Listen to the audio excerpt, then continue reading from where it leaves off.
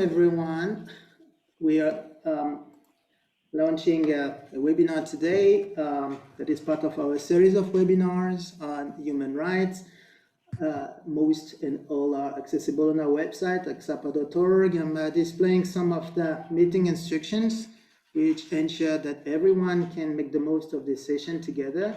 You can of course change your name so everyone knows who you are, but make sure that you intervene using the chat function because you're muted. That's a way to maintain high quality for the discussion. We don't need the cameras. They're all turned off. It's more of a podcast format.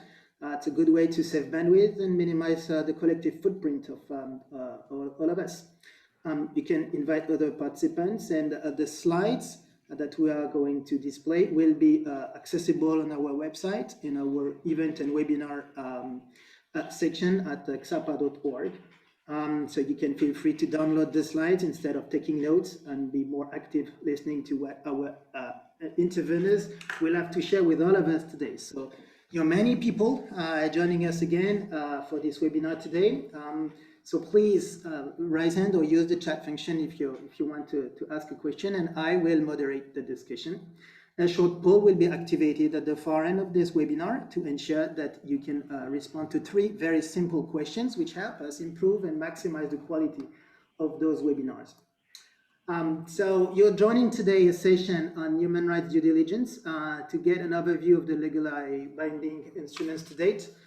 It's pretty timely because there is really a lot going on.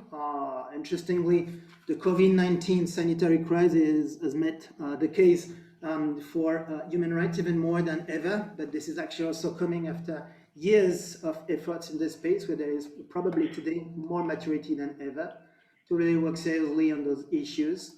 My name as moderator of this session is Farid. I'm a part of Ksapa organization. I will make a very brief introduction of this, but just about myself. I've been working on those issues for more than 20 years on many aspects. I've worked on that from a corporate perspective, as a board member. I've worked as an advisor for a lot of global companies who know me, and I've worked with our services, and I'm an activist on those topics. So I've always tried to explore what could be done differently, better, with innovative solutions to improve impact of human rights solutions. Ksapa.org is an organization which has been established with one very simple objective, moving from risk avoidance to risk mitigation with innovative approaches. We're a mission-driven organization, and so our website, ksapa.org. A lot of our content is accessible in open source manner because we just want to share and help everyone gain insight, experience, and do their best to improve human rights. And we combine expertises that are extremely diverse to really approach those human rights issues from a combination of expertise we believe are very pertinent from sustainability, digital agronomy, and others. And we have a global reach because we operate with a large list of clients, well, mostly companies and investors based across the globe, and we have 150 affiliates worldwide working with us to deploy very active programs really across the globe. A lot that is of interest working and engaging with Ksapa.org is clearly to actually also access a large number of open source content that is part of our commitment to advocacy on those issues. So briefing paper you can download, blog posts, sharing perspective, and taking part in webinars which are recorded and accessible for free on our website. And the webinar you're enjoying today is part of a long series exploring really from legal, global, activist, business practitioner, investor perspectives. What can be done differently to improve impact of our business audience to human rights? We're exploring the issue today just to set the scene and very quickly move to a brief presentation of our interveners with one simple overview. We're at a moment when there have been audits and other activities for the past 20 years which have pinpointed recurring risks, which have never proven to find really solutions. So while social audits have proven to be helpful, at the end of the day, they need to be complemented with additional and other activities from a pure business perspective. Many approaches have been deployed to mainstream human rights due diligence. We'll come back to that later with a deep dive across initiatives that are underway. But at the end of the day, effective enforcement mechanisms have not necessarily been sufficient to demonstrate impact of a lot of the efforts to date. So given that we have a mushrooming, converging number of regulatory initiatives from countries, multilateral or other instances, our motto on addressing those human rights is really to encourage private sector to work really on a systemic approach, understanding their human rights activities, and where best they cannot exclusively mitigate risk, but really prove that they have an impact and deploy solutions. So in response, typically Ksapa is really established to provide really a combination of capacity to provide insight and strategize approach of human rights from a consulting perspective. But I find it most interesting to explore some of the other aspects that we're deploying ourselves to activate solutions and bring, for example, digital working capital solutions to manage complexity, ensure scale, and ensure impact of programs addressing root causes of human rights across operations and supply chains globally. Moving to human rights due diligence, I'm delighted to welcome the participation of our two expert panelists and interveners today. So in order, Len Wendland will be number one, sharing your perspectives. So Len is our Chief Business and Human Rights Development and Social and Economic Issue Branch at the United Nations Human Rights Organization. We'll also be delighted to welcome as a second speaker, Didier Bergeret, Social Sustainability and Sustainable Supply Chain Initiative Director at the CGF, the Consumer Good Forum. So delighted first to welcome Len. So Len, go ahead and you're welcome to introduce yourself first and outline or displayed on the screen a few talking points that would be delighted to hear from you. Global perspective, UNGP's 10+, and UN treaty update. And of course, given that our world is increasingly digitalized, it's interesting to understand also the perspective on those emerging but very, very sensitive dimensions. Thank you, Farid, and thanks to Ksapa for inviting me to join. This is the first time we've had an opportunity to engage, and I'm really delighted to be invited to speak. Can you hear me okay? Very well. Good. So I wanted to actually start by giving a little bit of history or a little bit of background as to why we are seeing this many initiatives in the mandatory human rights due diligence space evolving in the human rights arena. I know that many of you will know some of this background very well, but I thought when we have this discussion, it's always really important, I find, to understand sort of the context, the background, because that makes it easier to understand both where we are and also what the trajectory might be going forward. So just briefly by way of introduction, so in the international human rights domain, there is a long history of evolution of soft law instruments, sort of standards, declarations like the Universal Declaration of Human Rights, evolving into legally binding conventions, in this case for states. So the Universal Declaration transformed into two conventions that states could ratify. The same with other human rights issues. The Convention Against Torture started with a soft law declaration. So this notion that you have standards that are evolving and eventually turns into something that is legally binding is something that certainly in the human rights domain, but also in other areas, is quite well known and quite uncontroversial. Things are not always linear. There can be parallel efforts. So you have both the sort of the understanding, the evolution of what the standard is happening at the same time as some legal developments are happening. So another little sort of one could keep in mind is that, of course, these things are not always linear, and sometimes they can start from from the national level and going up to the international level. So we had in the anti-corruption area, we started with the US Foreign Corrupt Practices Act that then turned into an OECD convention against corruption. And then finally, there was an understanding that it's actually a lot easier if everyone plays by the same rules. So eventually it turned into a UN convention. So just by way of background understanding that these developments, they are pretty standard, and they take on a life of its own. And it's not, if you start with a soft law standard, it's really going to stay there if the needs and if the developments and the different actors involved realize that it actually becomes a lot easier if there are spaces where regulatory or mandatory developments get the job done in a more effective way. So turning to what has been my bread and butter for the last many years, the UN Guiding Principles on Business and Human Rights. As many of you will know, they are turning 10 years this year in June. So it's 10 years since the international community for the first time endorsed a framework on human rights for business.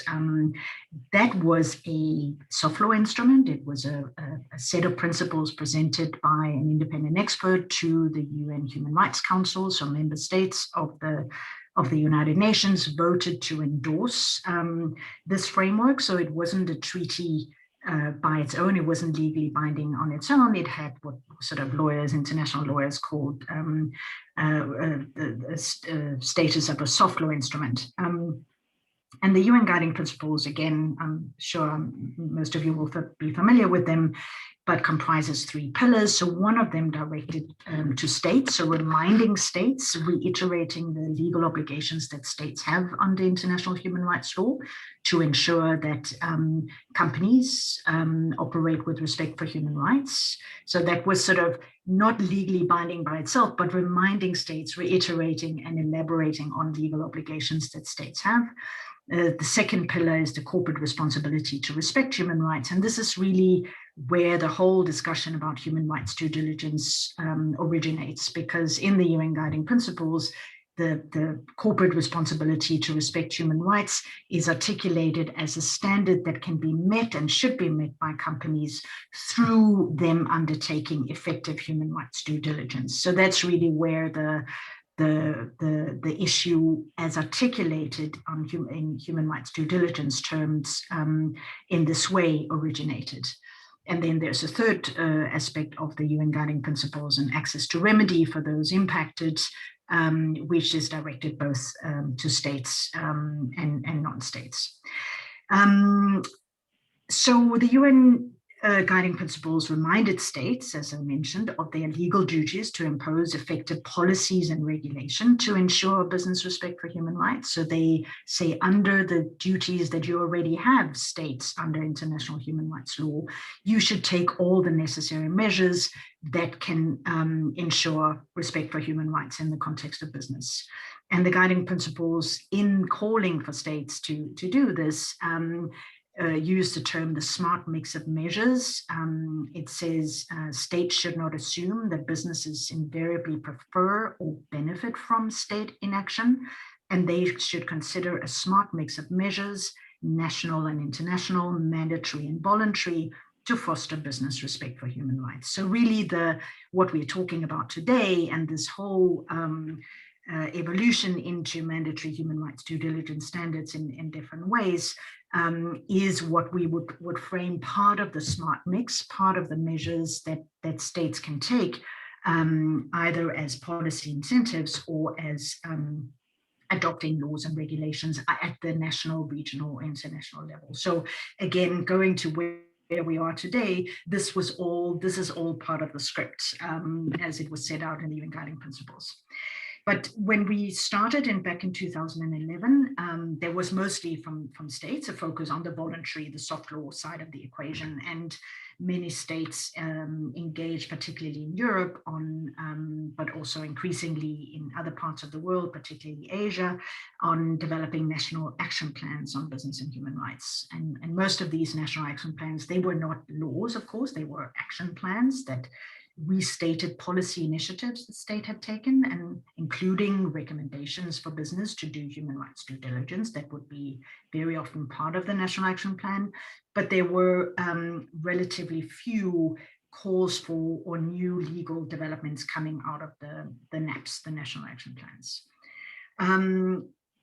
There were in some areas, there were some of the early legislative initiatives were mostly reporting requirements, so mandating, for example, the EU non-financial reporting directive, and also some of the early national laws we saw in this space were that companies were expected or mandated to report on, for example, ensuring that they, what measures they're taking to prevent modern slavery in their supply chains or trafficking or around specific commodities, conflict minerals, etc. But the change into a sort of fully fledged human rights due diligence as it was set down in the guiding principles, the early mover in that space was really with the French law, and many of you will be familiar with it, the duty of vigilance law. Another important sort of change or factor that change was set out actually in the German National Action Plan on Business and Human Rights that started putting companies on notice to do human rights due diligence or else regulation with foil. And so the German National Action Plan said, well, we can go the voluntary route. This is something you can do, you should do, we expect you to do. And if you don't do it voluntarily, we're going to pass regulation. And so the German government published, they had monitored what companies were doing under the National Action Plan, how they were doing their due diligence, human rights due diligence, and found that actually after 2 years, only 20% of companies had taken action in the space. So they said, okay, now we're gonna have to do what we said we would do, namely start legislative initiative. And that is now expected to enter into force in Germany in January 2023. It applies to only larger companies. It applies only to first tier of the supply chain. And there certainly, we would have some questions about whether it's fully aligned with the UN guiding principles. But the trend and the sort of impetus for going in that direction was very clear.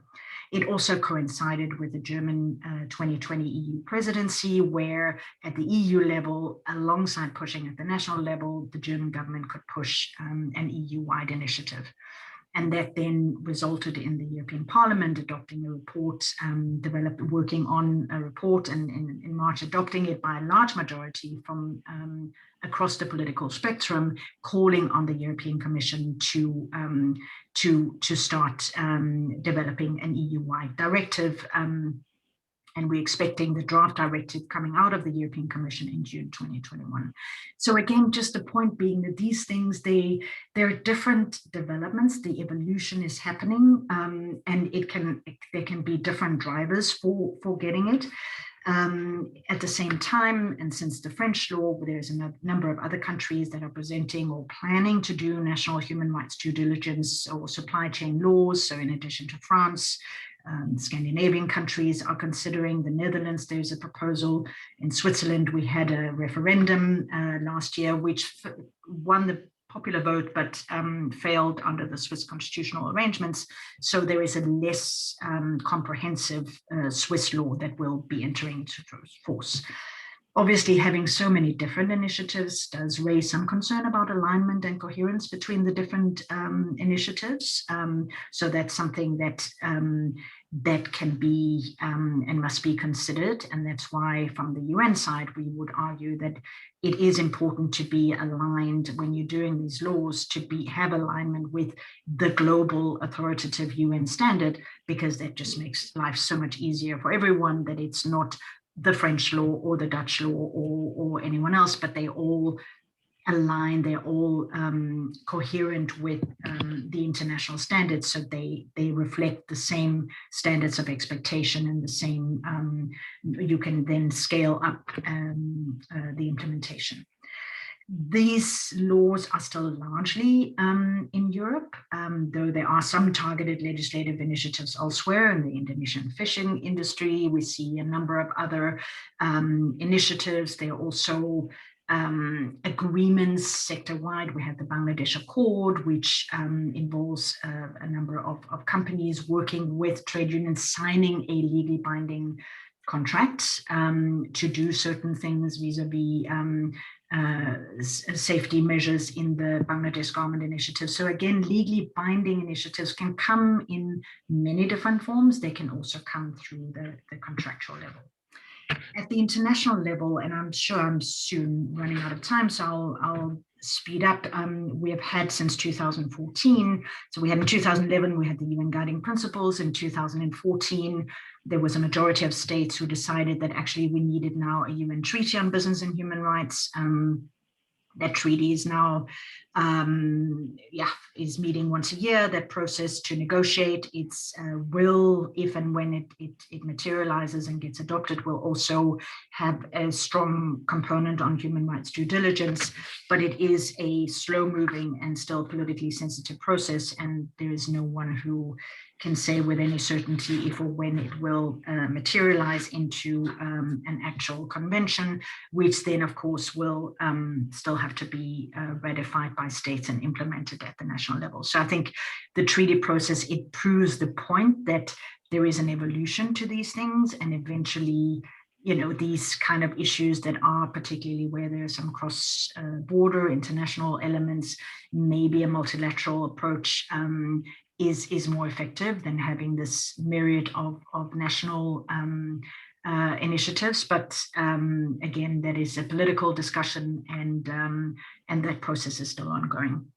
There are also a number of sector-specific initiatives, and we see, for example, in relation to the tech sector, a number of initiatives that are aimed at regulating including the human rights impact of the tech sector. We at UN Human Rights have one of our flagship projects in the space is what we call the BTech project, which seeks to apply the lens of the UN Guiding Principles to digital technologies, focusing and engaging with both states as regulators, but also very much with tech companies on how they can do due diligence to prevent and mitigate the risks that come from their various products and services. The BTech project also has an investor track, so we have guidance specifically for investors, so venture capitalists, those investing in tech, with how these standards and these expectations apply in the tech space. So I invite you to check out the portal with more information. We have, as I said, the UN Guiding Principles now is 10 years old. There is the UN Working Group on Business and Human Rights is running the UNGPs at 10 initiative. So they are taking stock, have a project over the last year where they have taken stock of what has happened in the last 10 years in this space. And again, this discussion here is touching only on a small part of that, but they will present also a roadmap for the next decade. So what should be the expectations? What are the expectations moving forward, building on, including a lot of the regulatory developments, but also with a particular role on the financial sector as a driver for faster implementation of the UN Guiding Principles. So there will be a particular report presented to the Human Rights Council, which an addendum focusing specifically on the financial sector. So I will end here just by way of concluding observations, just to reiterate that there is a strong trend, as you will have seen, towards mandatory human rights due diligence, both at the national, regional, international levels for business, all more or less converging around the standards set in the UN Guiding Principles. So it's not as if we don't know what is expected. There's been 10 years of work to try to understand how companies can do this.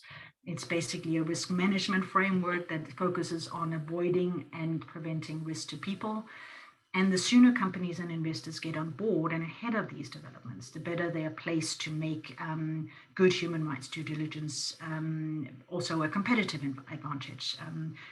I haven't touched upon the COVID question, but certainly it's very clear that human rights need to be embedded, included in the operations of a company if it is to be positioned to respond to effectively the kind of crisis that COVID has presented, and actually taking a human rights approach, managing human rights risk can be and many companies have demonstrated that, an effective way to respond to the crisis in a way that is not only good for human rights, but also good for the companies. I will stop here, and sorry for taking a little bit longer. Thank you. Very concise for actually a topic which we know to be extremely complex, but at least we're hopeful, and I can see that through some of the questions coming my way or reactions that it is showing a clear thread. And just for those who joined halfway, what's displayed on the screen will be accessible in open source on the website, so you don't need to take note, and you will have direct access to a lot of the hyperlinks which are provided in the presentation. So that's just to address a series of questions which have come my way. Just moving on, quick overview of the slides on the EU mandatory human rights. So what's expected out of it will come in June, but clearly for when it's an initiative that is led by 500 million consumers, this clearly has a bearing for a lot of global operations and companies. So we are question ourselves a lot by companies headquartered in the US about what they can do and how they scratch their head with this. So that's typically what's going on. We are sharing, and that will be accessible in the presentation, some of the articulation between the France's duty of vigilance. I mean, we've played with it extensively with a lot of large companies and investors in France, so we really know some of it. A risk actually with the France's duty of vigilance is increasingly, at least as a perspective of business decision makers, how this can be instrumentalized for some kind of political agendas beyond even a sphere of complicity from a human rights lens, which might be right, it might be wrong, but at least it's a point, I would call that, of vigilance. And again, this is as always calling for a close understanding of high risk and good faith in risk mitigation activities. Moving on to additional or initiatives across the globe, it's clear that this year the agenda in Germany is extremely interesting, and just a way to read actually also the kind of failure of the initiative in Switzerland. We were told by many organizations was at the end of the day, and that's a good reason why broader global binding treaties is important. You may have a kind of human rights legislation in a country like Switzerland, which is not enforced, but at the end of the day, you still need, in view of the European Union, mandatory due diligence to comply with it one way or another. So it makes the global market and at least export relationship extremely complicated for some. We just wanted to provide an overview of some of what's going on way beyond Europe across the globe, because this might reinforce need for global framework when you look at some of the initiatives, for example, which may focus on specific issues like broad-based black-based economic empowerment in South Africa, and just with that lens, or California, transparency in supply chains, very different angle, but at the end of the day, all kind of framing something similar. Last, before handing over to Didier, we find it important as part of the agenda to change actually also a little bit the perspective and understand what's coming from investors beyond other initiatives displayed on the screen. But at least the European Union taxonomy, which has been released to frame normative approach for asset managers in how they are understanding ESG, environmental, social, and governance, but of course that implies ethics and human rights as part of ESG. And when you look at the EU taxonomy, it clearly encourages to do no significant harm to the different expected contributions on the EU taxonomy. So basically, Primarily, it's about supporting green finance and energy transition, climate-friendly investments, and those kind of things as part of the most of the 6 defined environmental objectives. And when you look at that more closely, it is making a linkage with the human right impact of that. So we found it important to flag this. And we are moving on to a different perspective and enable Didier Bergeret to first introduce yourself and, of course, the Consumer Good Forum, and then share with us a concrete perspective based on actually wealth and years of experience exploring the topic. Yes, thanks a lot, Farid. And thanks a lot for giving us the opportunity to be on this webinar. And of course, thanks to Lena for the very insightful presentation she made earlier. Briefly, the Consumer Goods Forum is a business association of 400 members representing the wider consumer goods industry. We are a CEO-led organization, so we have 30 retailers like Walmart, Carrefour, Ahold Delhaize, or Sainsbury, next to 30 manufacturers like Nestle, Coca-Cola, L'Oreal, all discussing the industry challenges and agreeing on what's good for them to work on together, because they all agree that they can't solve multiple issues alone and they need to take collective action on that. And human rights is one of which, and therefore a couple of months ago we launched the Human Rights Coalition working to end forced labor, which is again a CGF-led coalition gathering some of the members you can see on that slide in very tiny logos, but that effectively commits the industry to 3 things, literally: implement human rights diligence systems targeting forced labor as our main collective impact when it comes to human rights, support responsible recruitment markets, because many of you may know, but technically 50% of all forced labor related cases are implying debt bondage. And lastly, support a focused movement with all relevant stakeholders to jointly expedite the elimination of forced labor. And so we do that thanks to gathering members together, of course, involving stakeholders and publishing online and open source tools that everybody can effectively get inspired by. The idea of the coalition is effectively to say, well, there are upcoming regulations, of course, but how can we make sure that we have a harmonized approach to target human rights due diligence and provide companies with key steps for them to effectively implement and guarantee that they can meet some legislative expectations, but also technically integrate the human rights question and the eradication of forced labor within the DNA of their companies. And this is a key issue for our industry, and therefore this is how we get to the development of our human rights due diligence framework, which effectively allows for a maturity approach, acknowledging that not everybody has a comprehensive system meeting the UN guiding principles on business and human rights expectations, but that you could be a beginner and yet have a wish to become a leader in that question over the years to come. And so we looked at everything that was requested from companies to implement and report against, and provided a simple framework that sets up high-level expectations on what should be in place from a beginner, so what we call launched level, to an established and then a leadership level for the 6 key steps of any human rights due diligence approach, which goes from policy commitment, risk assessment, to then reporting, monitoring, and of course, remediating. The view of such a simple framework, which should be visible on the next slide, is technically to allow for everybody to have a common understanding of what you should be doing, but also to guarantee that we can work on this together. Of course, companies have the responsibility to implement something at their level, but as we saw with the multiple regulations that currently are being developed or are already established, it is sometimes complicated to navigate if you don't have all the resources to process this yourself.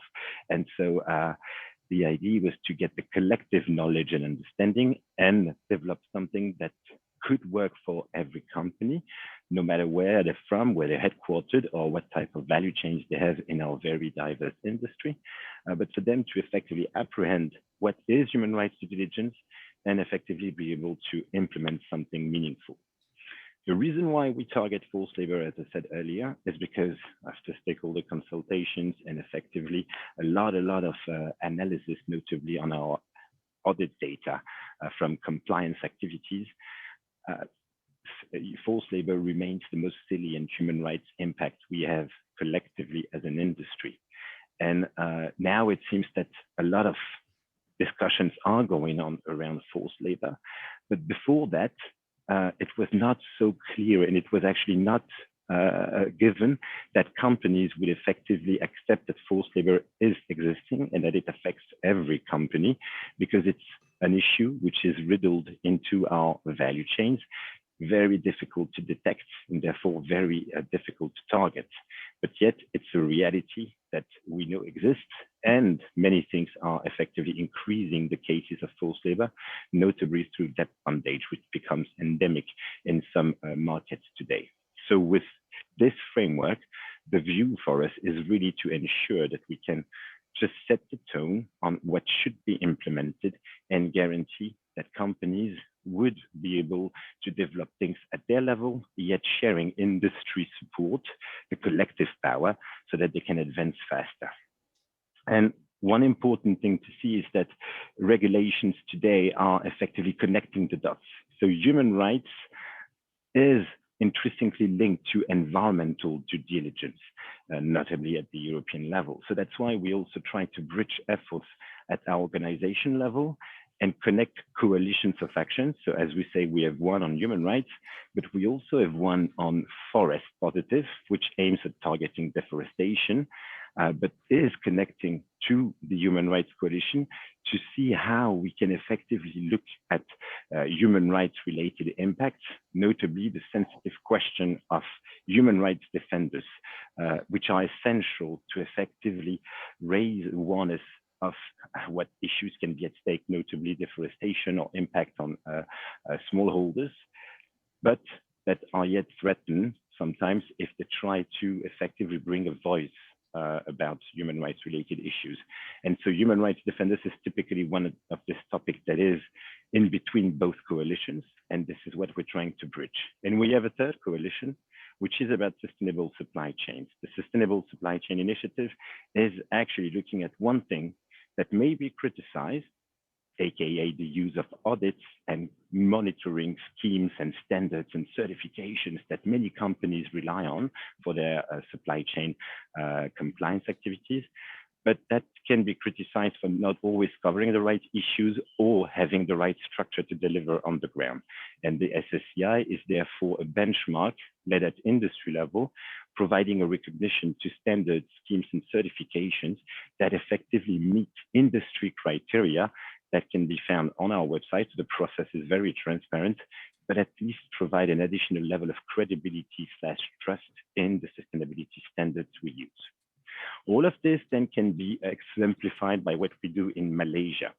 So palm oil is one key commodity for our industry, and we decided to make sure that our members would work at their own operations level, but that we would use this framework to try to partner with value chain. One key thing with human rights is that technically the default mindset is that, oh, it has to happen in my supply chains.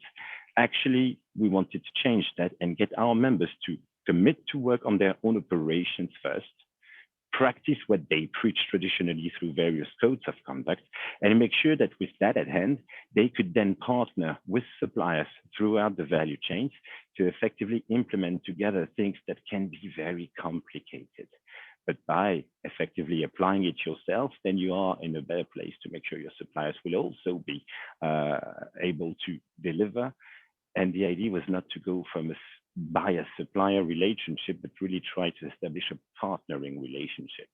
So we apply the same systems, yet tailored to Malaysia and palm oil, so that we have a geographically and commodity-related relevance, so that we can, if everything works well, replicate to other commodities and geography in new time. you can see that there are like many elements that are very important if you want to practice well everything related to HRZD, but as a company alone, it's complicated, notably government engagement. Lena spoke about the protect, respect, remedy framework. So if governments have to protect and companies have to respect, you need to make sure that companies willing to respect human rights are also benefiting from the right framework protecting human rights. And this may require discussions with government because sometimes regulations or the lack thereof may lead to risks to workers that effectively turn out to be human rights risks, notably when it comes to debt bondage. For instance, if you're a migrant worker and that you are asked to pay for your job, which is an endemic practice happening a lot worldwide, and which in turn ends up in debt bondage, which is a key expression of forced labor. So that's why working with governments and targeting the responsible recruitment concept, which is really about guaranteeing that no worker pays for a job, are these elements that by working collectively, every company can effectively practice human rights due diligence. And this is how relevant it is to our industry, connecting standards, scheme certifications, making sure they integrate new risks and make sure that they cover them through their monitoring activities, connecting with other issues such as deforestation, so that human rights are also part of the wider sustainability agenda, and guaranteeing that we all work on this together. My last slide, which will look a bit complicated, but actually isn't that really, is really to show you, it's not there anymore, but it's just the various activities that you need to consider. So everything in all operations for us revolves around retail, shops, distribution centers, also labor recruitment, all of these activities that can have an impact that you have not seen, but all you felt was okay. We ask you to self-reflect on this through the framework we have at hand. Moving on to supply chain, at this stage, we are looking at palm oil and Malaysia as key risk commodities/geographies to make sure that we can deliver something that can then be replicated worldwide. Last but not least, responsible recruitment takes us to another level. Responsible recruitment is really sometimes guaranteeing that from country A to country B, so from origin country to destination country, workers migrating are being provided with the same level of protection and that are not ending up in situations of forced labor. This combination really allows us to have a comprehensive approach to human rights due diligence at industry level, which we hope will also be meeting legislative expectations and guaranteeing that our members can effectively practice what they want to preach, which is human rights for all. And I'm going to stop there. Thank you, brilliant. And just moving on with a few questions that are coming my way. And I would start with maybe a question on smart mix of measures. And maybe, I mean, Len, you can dive in first, and Didier, your perspective is very welcome as well. I frame my question differently. Given that there is a complexity and a lot of kind of fragmented initiatives to date, despite the thread and the way, if we are to look at the next 5 years, what could be the number one of the most impactful smart measure from your perspective, Len, and maybe Didier, you could actually also expand on some of the work done to date in terms of smart mix measure that could help to kind of scale up or deploy across, let's say, additional geographies or industries or commodities that are relevant to your membership. So Len, smart mix of measure number one. Yeah. It's hard to sort of point in one direction. I do think that if the EU ends up within the next 5 years, which I think is somewhat realistic, ending up in a good place, I think that will really have a huge impact, because of course the scope of application will be felt way outside of the European Union. So if one has a significant enough amount of states that get together and set standards in line with international standards, that levels the playing field, but it also provides incentives for companies to for good behavior, to advance in this. I think the level playing field argument is a very important one when we're talking multilateral solutions to, many companies operate transnationally. And I think that will be a very important one. I think, and a realistic one. I think within 5 years, if depending on obviously what the final directive will look like, and there are challenges also when it comes to implementation even within EU member states. But I think that's a really important one. But it's not standing alone. It provides incentives, and it compels the laggards, and it provides incentive for the leaders to get things right.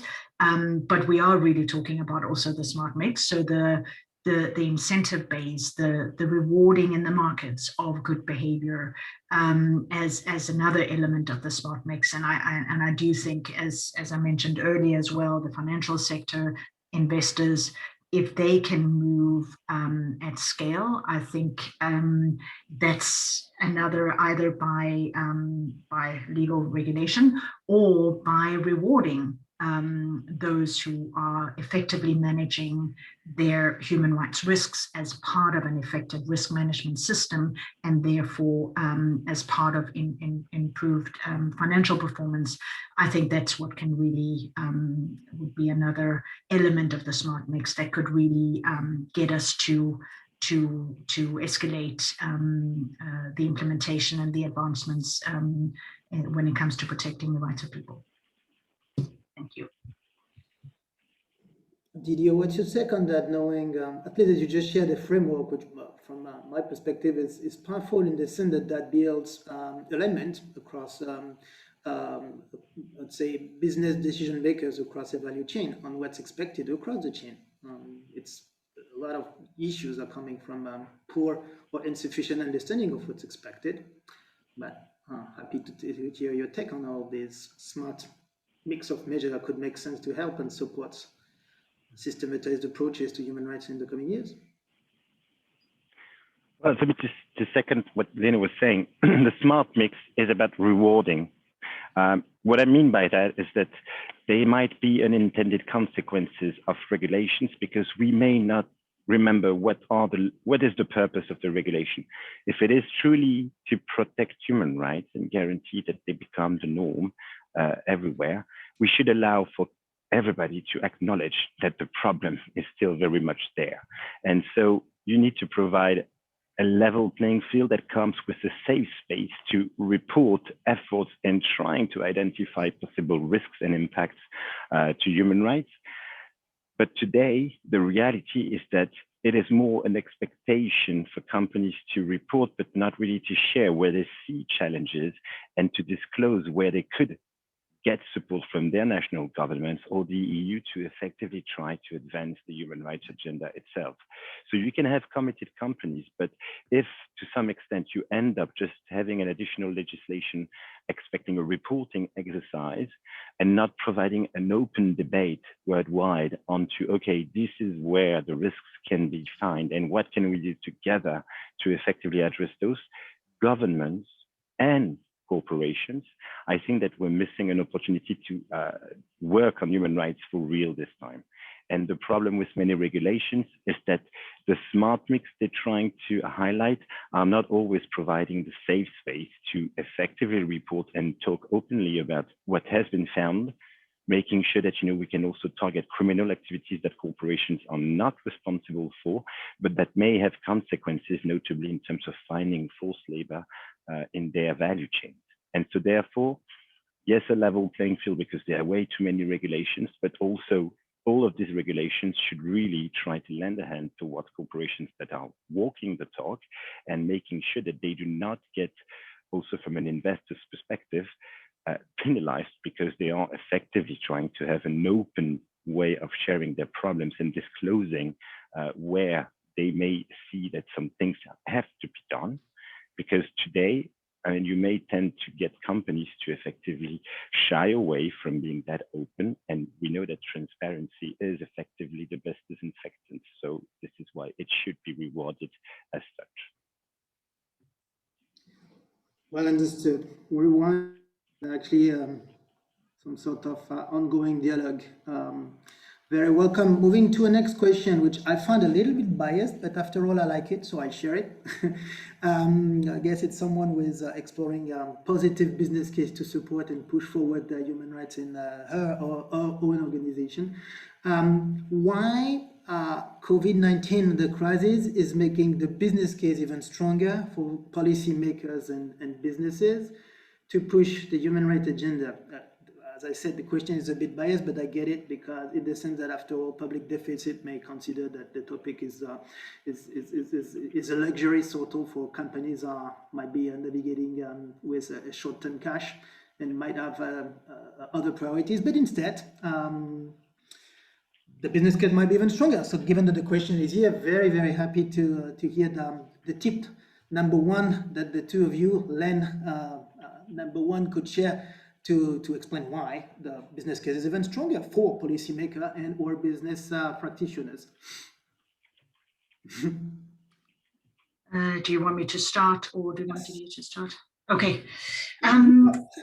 Sorry? What would you say? Yeah, so I think it's COVID-19 has obviously posed an incredible risk to a number of companies, but including in terms of how they're responding to this, and the expectations from the local communities and their stakeholders, their consumers, their value chain. And so if we look at human rights due diligence as essentially a risk management system that incorporates the lens of human rights, the companies, as they are responding to the risk that comes from COVID, will have a much more integrated and systematic approach to responding to these to the risks from COVID. The risk from the pandemic will affect obviously companies in a different way depending on what their exposure is. There's some companies where they haven't been particularly threatened and in fact have benefited from the changing consumer patterns, etc., that we've seen from the pandemic. But I think it is about looking at human rights not as an add-on, but as an integral part of effective risk management. So when risks come in the form of a global pandemic, depending on what the company is, what the sector is, where the exposure, where the human rights risk related to the company arising from the pandemic, the company will be better prepared and will be able to respond. If you already have effective human rights due diligence processes in place, there will also be established procedures for engaging with stakeholders, engaging with employees to try to respond to what are the most effective measures and to address the challenges from the crisis. So it's really about looking at this as the integral part of how a company positions itself in the face of risk, and having the human rights risk embedded as an integral part of risk management. Didier, any additional point you would like to share on this one, coming maybe just from your membership about good reason to support the case for stronger let's say investment in human rights despite COVID? Oh, yeah, definitely. And I think Lena just mentioned it. It's not an add-on. Human rights are not an add-on. For our industry, it's actually a matter of building back better, as one could say, but certainly about resilience. COVID showed us the limitations of the system, the way it works, and the impacts on workers and human rights throughout supply chains have been, in our case, very visible, not only because, yeah, we gather most of the frontline workers that you can think of, but also because when it comes to value chains, what we saw is that in many sourcing countries, you had an essential part of the workforce, which is migrant, being asked to get back to his country with no possibility to effectively get back. And in parallel, of course, having a key impact, a disruptive impact on supply chains. The similar extent and the logistics, the global logistics supply chains. We have been sending a letter from many of our CEOs of the board of the Consumer Goods Forum to the UN Secretary General to simply ask for one thing, is that all the seafarers working on cargo ships should be recognized as key workers and should be allowed to debark and stop being stuck at sea. We saw many cases, 400,000 cases could have been reported apparently of seafarers being stuck at sea, some of them for more than 18 months. Just imagine being on a boat for 18 months and not being able to get back home because, hey, yeah, well, the COVID protocols from different countries do not allow you to get out of the ship. This is a key disruption for our value chains. And above that, I mean, what a human rights impact it has, creating new conditions of forced labor that couldn't be foreseen because, well, we were not used to a global pandemic affecting so many of us at the same time. But the reality is that it's a resilience issue now. So we know what can be the impacts on human rights. So we need to anticipate them, make sure we mitigate them, and of course, cooperate with governments, because again, if every government has a different COVID protocol that can affect either agricultural supply chains or even logistics from a global perspective, it has impact on all industries. And so therefore, we had a role in advocating with this letter towards the UN Secretary General, and many organizations have been also echoing the same issue. But the reality is that we should all be doing this with human rights lens always in mind, because it's no longer a matter of something that you can add on, but it's definitely a matter of resilience of your own business. Thank you. Just practical detail. A short poll, 3 questions, is submitted to you all, so you can make sure to respond, and it's a good way for us to check on quality of the discussion in the way. Just asking maybe for to stay on time, just a few closing points, and think of it. 3 steps we can suggest. I can reframe based actually on the great perspectives of our interveners. Cross-cutting risk reduction efforts through good understanding of human rights due diligence is important. I think the point number 2 increasingly is actually also about assessing impacts and exploring the positive impacts of impact measurement systems.